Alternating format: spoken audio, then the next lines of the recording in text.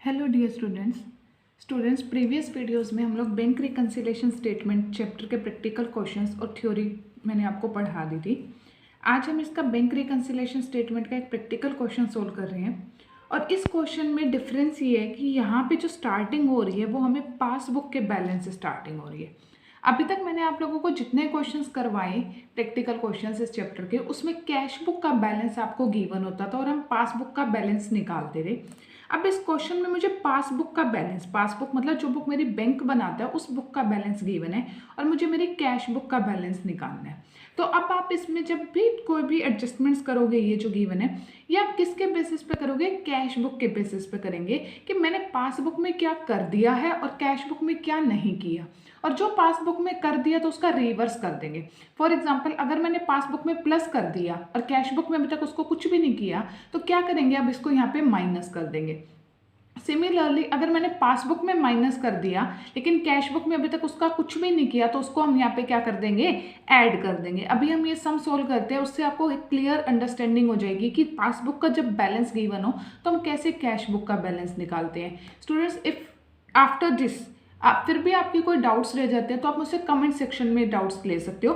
कोई भी डाउट आपका है, कोई भी सजेशन है तो आप कमेंट सेक्शन में मुझे बता सकते हो। सम स्टार्ट करते हैं। स्टार्टिंग में मुझे गिवन है overdraft as per passbook.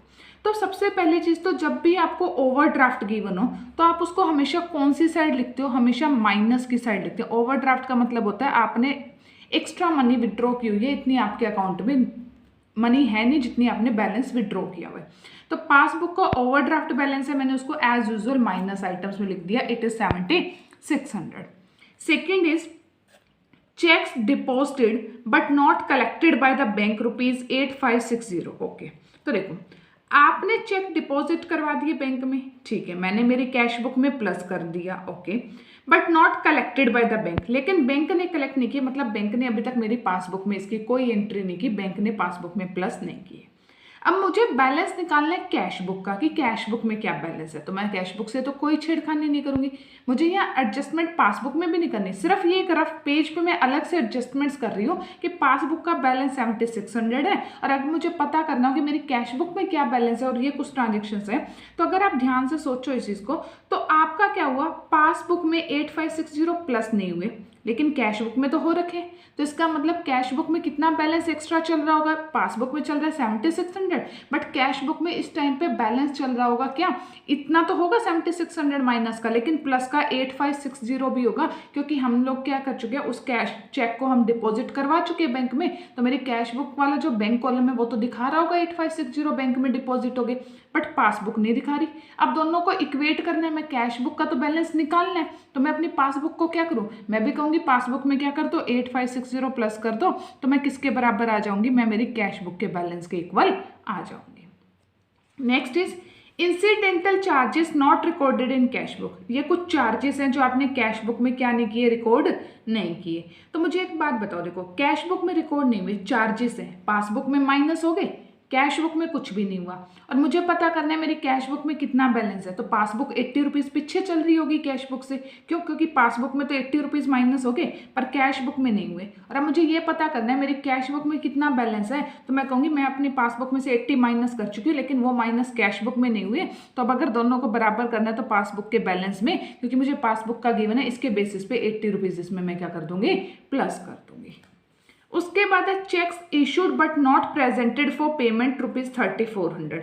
Check issue हुए, कैश बुक में माइनस हुए, बट पेमेंट के लिए नहीं आए अभी तक, मतलब पासबुक ने माइनस नहीं किए, तो कैश बुक में माइनस हो गए, पासबुक में नहीं हुए। तो पासबुक ने कैश बुक के बराबर होना है तो पासबुक में 3400 माइनस करने पड़ेंगे, तभी दोनों बराबर होंगे।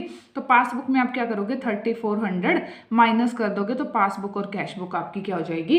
इक्वल हो जाएगी। Next, insurance premium paid by bank not recorded in cash book 4200 rupees का इंश्योरेंस प्रीमियम बैंक ने पे कर दिया, पासबुक ने माइनस कर दिया, पर कैश बुक में रिकॉर्ड ही नहीं हुआ, तो कैश बुक में माइनस नहीं हुआ। अब मुझे बैलेंस पासबुक का गिवन है यहाँ पे, तो पासबुक का अगर गिवन है, पासबुक माइनस कर चुकी है बट कैश बुक में माइनस नहीं हुआ, तो मैं यहाँ क्या करूँगी? प्लस कर दूंगी, तो मेरी पासबुक और कैश बुक क्या हो जाएगी? इक्वल हो जाएगी। जब भी आपको पासबुक का बैलेंस गिवन हो तो इसका मतलब आपको कैश बुक का बैलेंस निकालना है, और जो चीज़ आपने पासबुक में कर दी उसका रिवर्स कर दोगे। और जब भी आपको कैश बुक का बैलेंस गिवन हो, पासबुक का निकालना, तो जो चीज़ें आपने कैश बुक में कर दी उसका रिवर्स आप कर दोगे। लास्ट एंट्री 31 दिसंबर 2013, इसी डेट की मैं बना रही हूँ बैंक रिकंसिलेशन।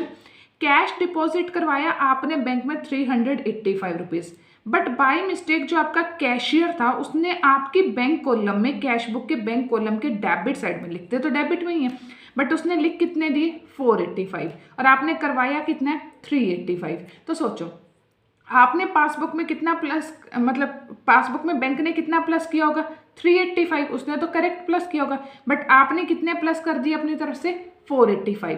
तो आपकी कैश बुक में 100 रुपये एक्स्ट्रा दिखाई दे रहे होंगे, मतलब बैंक में तो जमा हुए कितने 385 और आपने अपनी कैश बुक में दिखा दिए 485। अब अगर पासबुक को कैश बुक के बराबर लाना है तो पासबुक में क्या करेंगे 100 रुपीज़ आप क्या कर दोगे प्लस कर दोगे। ये एक्चुअल में पासबुक में प्लस नहीं कर रही मैं सिर्फ इस बैलेंस को टैली करने की कोशिश कर रही हूँ कि दोनों का बैलेंस इक्वल करने के लिए क्या ऐसी ट्रांजेक्शन्स है जो कम ज़्यादा और की, सिर्फ उनको इक्वेट कर रही हूँ मैं और कुछ भी नहीं कर रही। अब मैं अगर इसकी बात करूँ तो दोनों का टोटल करते हैं, प्लस कॉलम का और माइनस कॉलम का। तो प्लस का ये टोटल मेरे पास आ रहा है 8560 plus 80 8640 and it will become